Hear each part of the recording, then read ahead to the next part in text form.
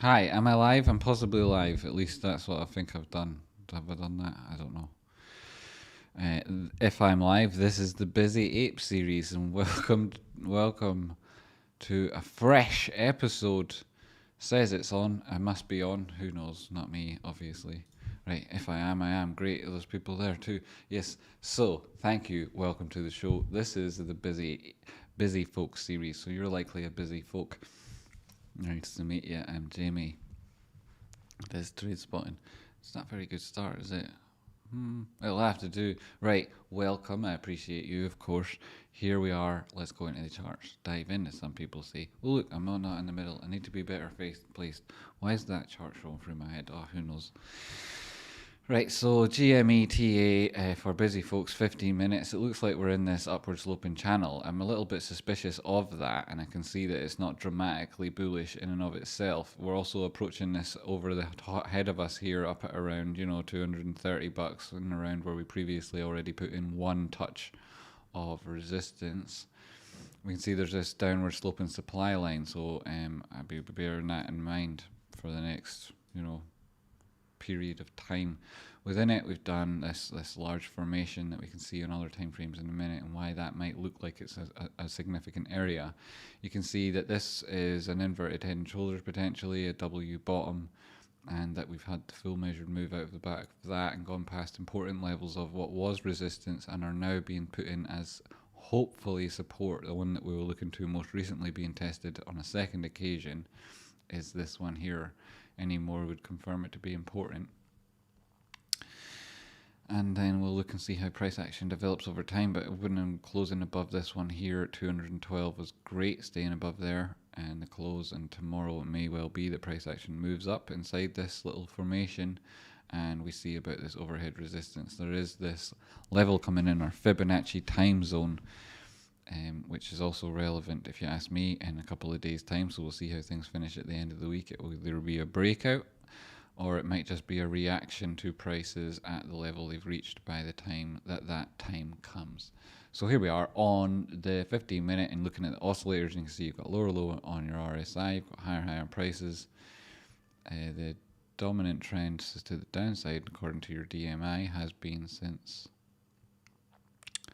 9:45 market time yesterday, even though prices have recovered, and that doesn't add to any bullish thesis overall when you're looking at it like that. And donkey and channels, we've got them on. Let's just zoom in now and see where they are. Take these drawings off and make it easier. I thought I had changed these to white. Obviously I didn't. Sorry, bear with me. Turns this to white. This is donkey and channels. Some people call them the donkey channels. I like those people. So you're below the 200 period moving average. You've touched your donkey and channel at the bottom level once, twice, three times. This is a bit of a downtrend. You can understand that. DMI would also reflect that. Seeing this, putting in consistently lower levels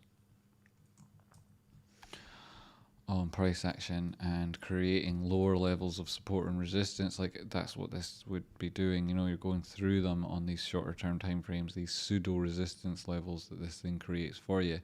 Come down, you're on this basis line of your Donchian channel. That's good that you've recovered above it, and you're also looking to recover above this 200 period moving average on that 15-minute time frame. Should you start opening and closing candles there, that would be positive. Slap on this Fibonacci retracement, and that says your previous high here on this touch at the 236 coming in at $213.99. So we'll call that 214 clean. That's a positive. You open and close an hourly above there, especially a 4-hour open and close, and you'll see prices without much bother touching these previous areas, 222 and whatnot. You might not need an open and close. You've got more volatile price action nowadays than you have in the last wee while. You've already put in some sort of we'll see how that goes, but it could be positive. It could be reversal on the RSI. Not yet got any strength of trend coming through in your DMI, and if anything, the negative trend is increasing. We're below this level inside this formation. There are other lines you could draw on this white channel here and say that actually your resistance is slightly lower. You could take this and say maybe we touched it and recovered clone that and just drag it down if it lets me actually select it. Does it? And you could say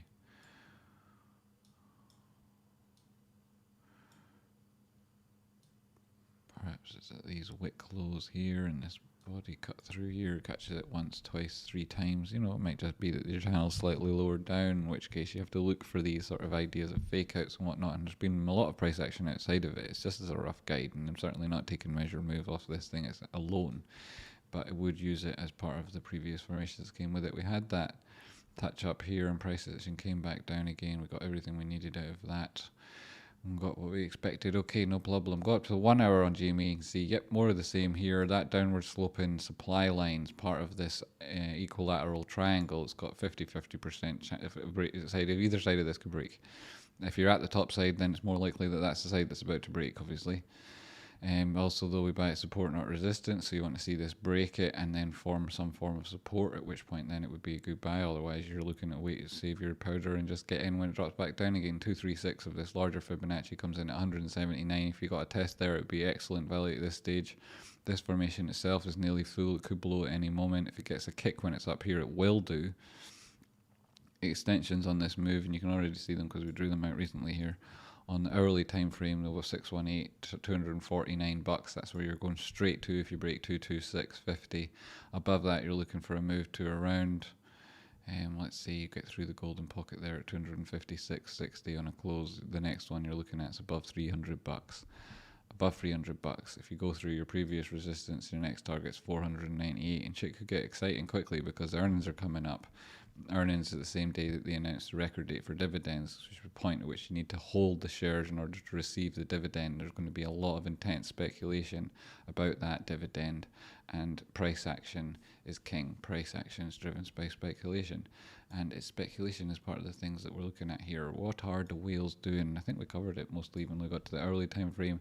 Here's a 4 hour. You can see the bullish the bullish accumulation pattern that we came through is this downward sloping wedge.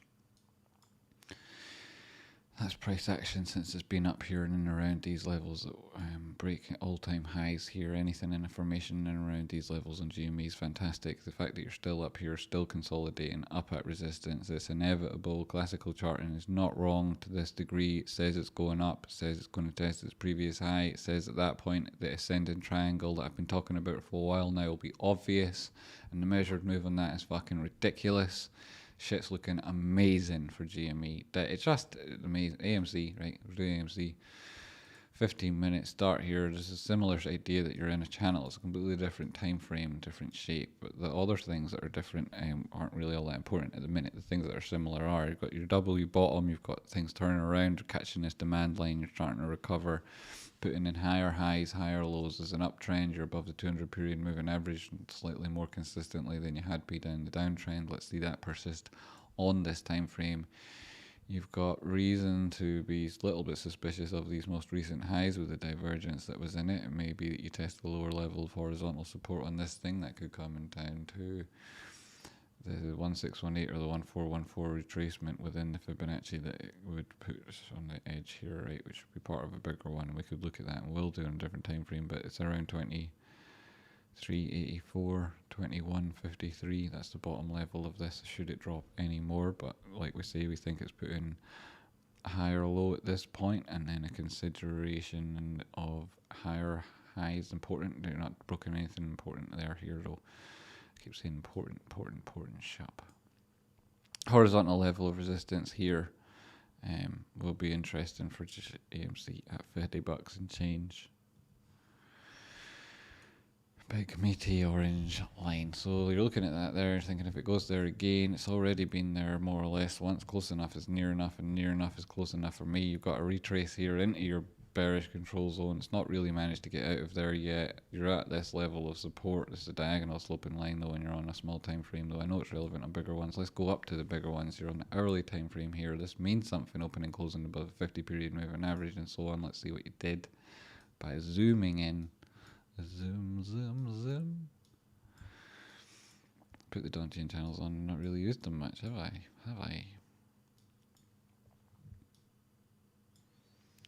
Again, you're touching it, trace on the way down. You've not got above your centre basis line. You're not even got close to it since you broke through it. There'll be a touch of that. Also, you've got your 50 period moving average above you. It comes in at 44.62, and that sort of, maybe it's even lower actually, around $40 and let's call it 90 cents. It may well be that that proves to be your high, and if it doesn't open up there above there tomorrow, or go straight above there tomorrow and persist above there for the first hour of trading tomorrow, then I expect that it will trace down lower. You've got your 200 period moving average on the hourly. It says you might come in at around $40. You've got this previous area where you broke out of in at around 37, and then if those fail, you're looking at 886 retracement in at around $32. If that doesn't work, as the other numbers we talked about. But I don't necessarily see that happening. Things have turned around. This is now just putting a horrible divergence at the top. You can see you've got an increase in strength of the downtrend. Your ADX, which was probably representing the DA positive until that point, has now failed. You're below your own moving average. You're coming in for the centre line here. Do you accumulate around the centre line after a test like that? Possibly not. This looks a little bit dodgy now. Going through these time frames, got to that daily. Failed to get above this previous high. You only put in your 886 retracement. It looks like this is actually taking a little bit of a pause here. At this stage, what I'm going to do is make this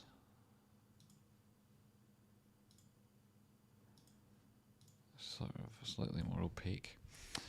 And say, don't put all your faith in what in that. It's more important you look at the horizontal support levels. Looking left, your 236 from previous comes in at $32 and change again. That's a number of times I've said that now. It's interesting. Your 236 is above that at 34. I'd put it there.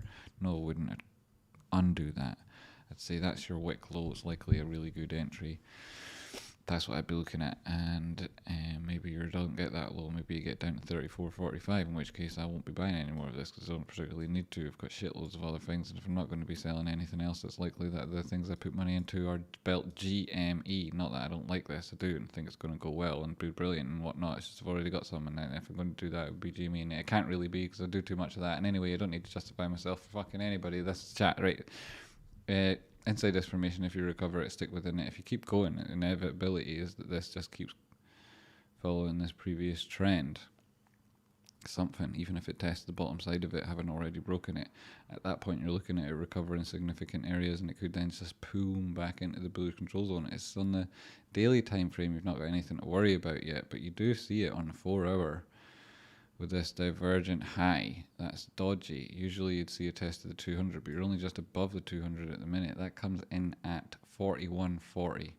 So that's what I'd be saying. Like tomorrow you'll see 41.40. It's also this here level here, whatever that horizontal I've drawn in before.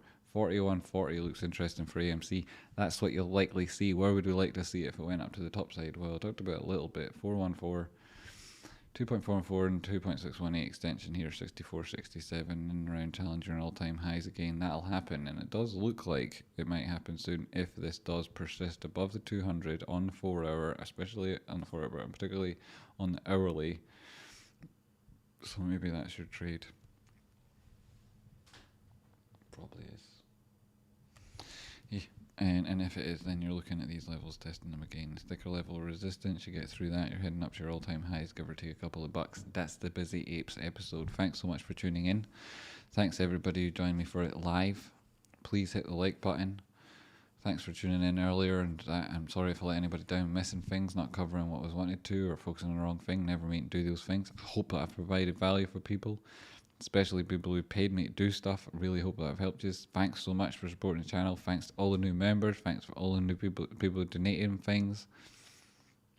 So thanks for everybody who helps and things. Harriet doing the t-shirt stuff. That new t-shirt on the reasonable.shop's fucking quality. Actually is fucking quality.